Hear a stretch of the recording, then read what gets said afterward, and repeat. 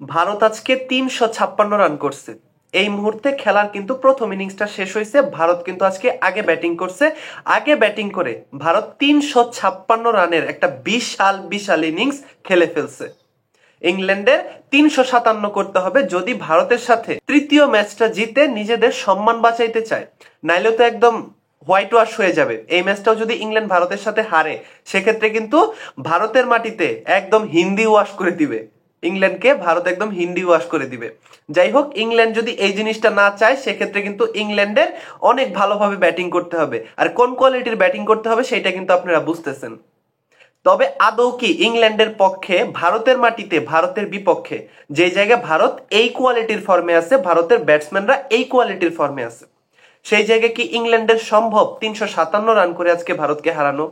আমার কোনো দিক দিয়ে সম্ভব মনে হইতেছে না।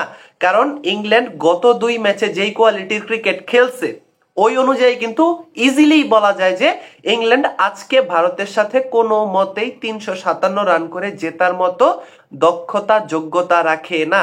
সেইটা কিন্তু গত 2 ম্যাচের পারফরমেন্স অনুযায়ী আমি বললাম। এখন আপনাদের ভিন্ন মত থাকতে পারে, ইংল্যান্ডও জিতে যাইতে পারে, কারণ ক্রিকেট একটা আনপ্রেডিক্টেড খেলা। এই জায়গায় আসলে কোনো প্রেডিকশনই কাজ হয় না। যে কোনো কিছু, যে কোনো দুর্ঘটনা ঘটে যাইতেই পারে। এইখানে আসলে আমারও হাত নাই। আমি জাস্ট গত 2 ম্যাচের পারফরমেন্স অনুযায়ী ইংল্যান্ড যেই কোয়ালিটির ক্রিকেট গত 2 ম্যাচে খেলছে সেই অনুযায়ী কথাটা বললাম। বাকিটা খেলা শেষ হইলেই বোঝা যাবে। যাই হোক, ভারতের ব্যাটসম্যানরা মানে হঠাৎ করেই যে কি শুরু করে দিল, এটা আসলে বলার ভাষা রাখে না।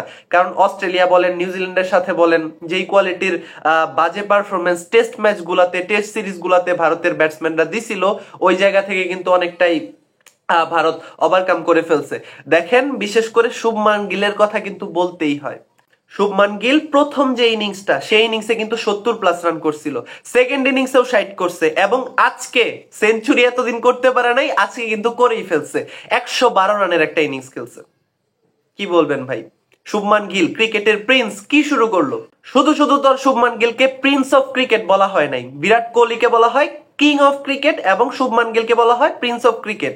এগুলা বলার আসলে কারণ আছে। বিরাট কোহলির প্রসঙ্গ আসলো, বিরাট কোহলি কিন্তু আজকে উড়াই দিছে। বিরাট কোহলি এতদিন ধরে ফর্মে নাই, অনেক ধরনের কথা হইতেছে। আজকে কিন্তু বিরাট কোহলি হাফ সেঞ্চুরি করছে, 52 রানের একটা ভালো ইনিংস খেলছে, দেখে ভালো লাগছে।